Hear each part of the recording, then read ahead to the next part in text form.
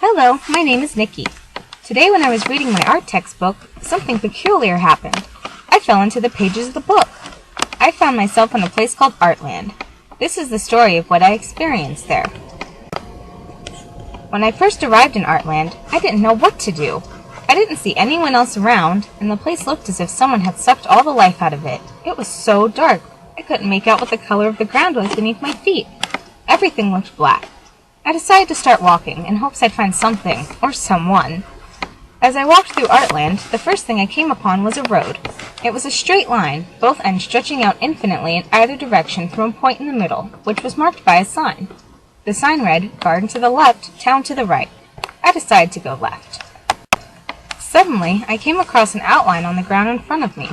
As I looked at it closer, I realized it was the shape of a flower. It was only a flat, two-dimensional representation of a flower, but I knew it was close to the garden. I continued walking along the road. The air began to shimmer and move in front of me. I stopped immediately. Was it some sort of magic portal like the one that brought me here? A three-dimensional figure began to appear slowly. It was the form of a duck. The duck said nothing, but simply turned round and began to waddle off the road and into the grass. Maybe he knew the way to the garden? I began to follow him. It didn't take long at all before the world around me began to change into a vivid, bright wonderland. Light reflected off every surface, allowing me to see every color of the rainbow, and then some.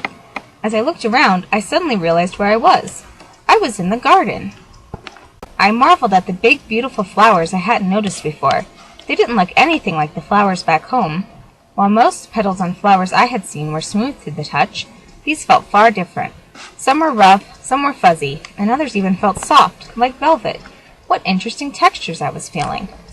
I suddenly remembered I had a duck companion. Where had he gone? I decided to walk further into the garden, thinking he must be here somewhere. The flowers seemed to get closer and closer together as I walked. Before, there were large gaps between the flowers, letting all the light in. Now it was getting darker. It was getting hard to distinguish the flowers from one another without the space in between them. I continued to walk, calling out to the duck. I wasn't sure if he spoke English, but anything was possible in Artland. "Mr. Duck, where are you?" The sky above me was beginning to get darker, filling with shades of green, blue, and purple. The sun was beginning to set. I emerged into a clearing where I could see the beautiful sunset around me. The last bit of sunlight was casting different values into the clearing. Some places were still lit up, and others were cast into shadow. It wouldn't be long before everything was dark. In the middle of the field stood the duck, looking at me curiously. He quacked as I walked towards him. With a flourish of his wing, he opened a portal in the middle of the field. Peering into it, I could see my desk where I had been studying. As I was about to step into the portal, I looked at the duck and said, "Thank you, Mr. Duck. I was afraid I was never going to return home." "You're welcome," came the reply in perfect English.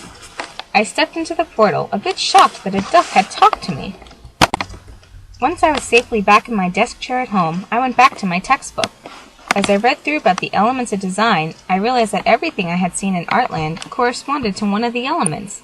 Well, it sure looked like I was going to be prepared for the lesson tomorrow.